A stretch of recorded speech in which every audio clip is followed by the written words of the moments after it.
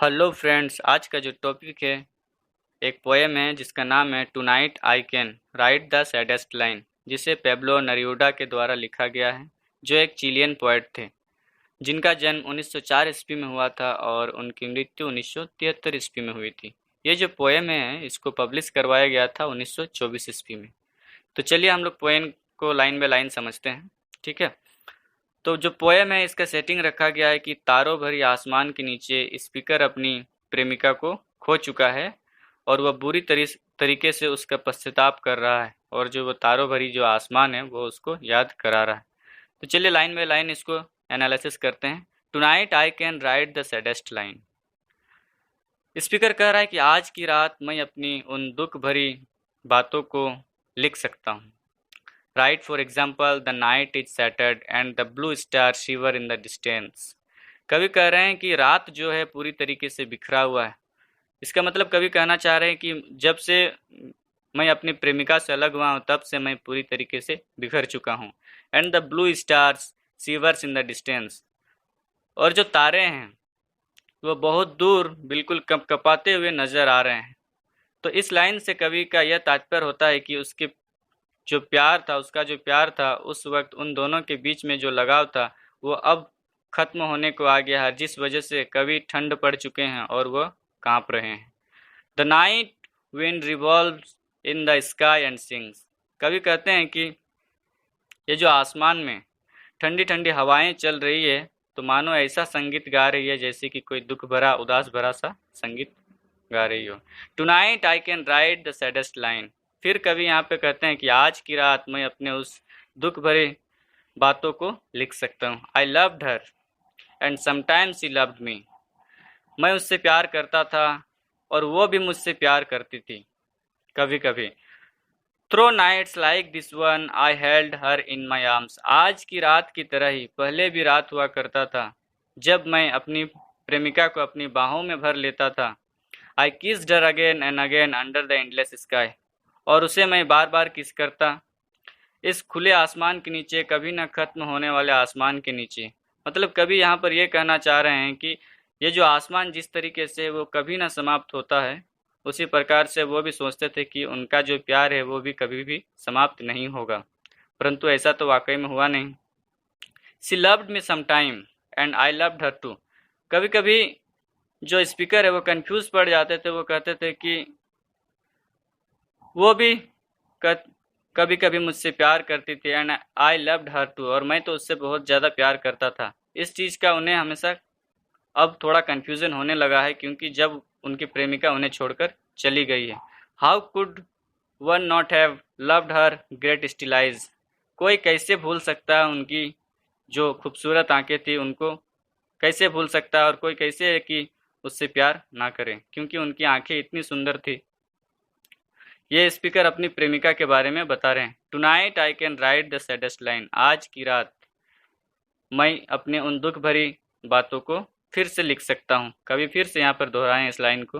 To think that I do not have her, to feel that I have lost her.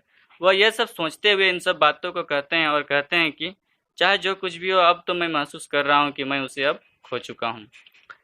To hear the immense night still more immense without her. चूंकि शरद का ऋतु था, ठंड का मौसम था, तो रातें तो अक्सर लंबी होती ही है, परंतु अपनी प्रेमिका या फिर उनके ना होने की वजह से ये रातें और भी ज़्यादा मुझे लंबी लग रही है।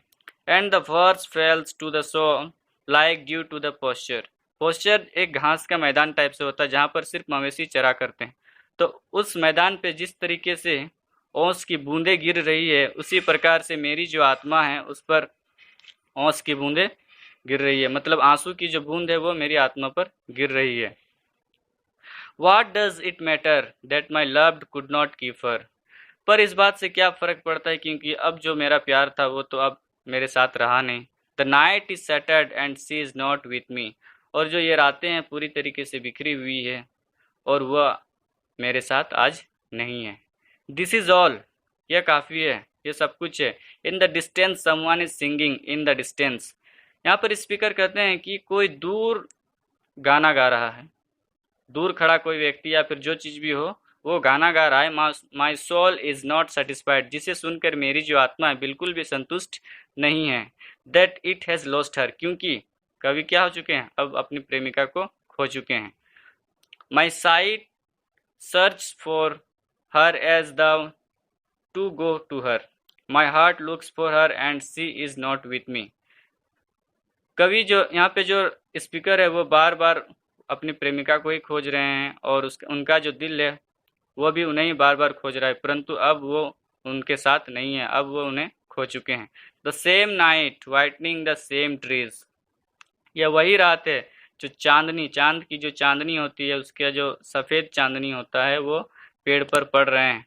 We of that time are no longer the same, पर अभी वो उनकी जो प्रेमिका है वो उनके साथ अब नहीं है पहले की तरह।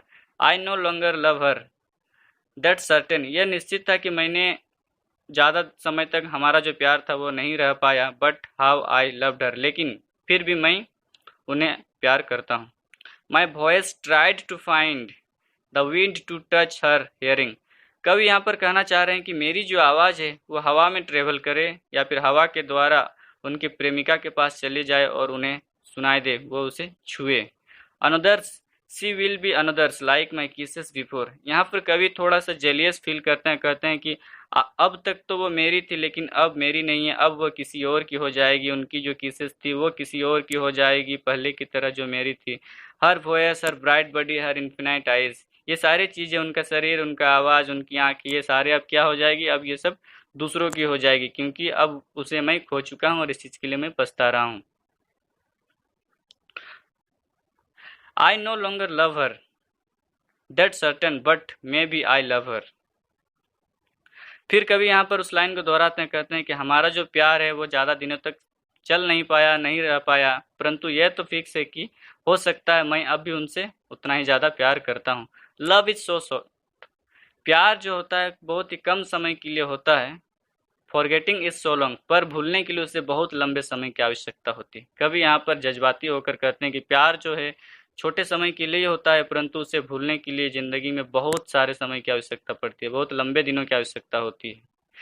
Because through nights like this one I held her in my arms, आज की रात की तरह ही पहले कभी मैं उन्हें अपने बाहों में भर लिया करता था। My soul is not satisfied that it has lost her, और ये जो यादें हैं ये मेरी आत्मा स्वीकार करने के लिए संतुष्ट नहीं है, क्योंकि अब तो वो मेरी नहीं है, वो अब उसे मैं अब खो चुका हूँ। Though this be the last pain that she makes me suffer and this the last verse that I write for her, अब कभी यहाँ पर अंत में कहते हैं कि ये मेरा आखिरी दर्द है, मतलब वो सोचते हैं कि आज के बाद से मैं उन्हें याद नहीं करूँगा और उनके याद में नहीं तड़पूंगा, इसलिए वो कहते हैं कि ये मेरा अंतिम पेन है, दर्द है जिससे मैं तड़प रहा हूँ और मैं आखिरी बार उनके लिए लिख रहा हूँ। मतलब कभी घुमा फिरा कर अगर कहा जाए तो कवि जो हैं उनकी जो स्पीकर जो हैं उनकी जो प्रेमिका है वो उन्हें छोड़कर चली गई है, खो चुके हैं, वो इस चीज़ के लिए वो पछता रहे हैं और अपने बीते दिनों को याद कर रहे हैं, दुख भरे बीते जो अच्छे दिन थे उसको दुखी होकर याद कर रहे हैं, और फाइनली ये कह रहे हैं कि आज आखिरी समय है जिसे मैं याद कर रहा हूँ, उनकी याद में तड़प रहा हूँ और आज के बाद से मैं उन्हें अब नहीं तड़पूंगा और इसलिए मैं ये अंतिम लिख रहा हूँ। दोस्तों, अगर यदि ये पोएम आपको पसंद आई है तो आप इसे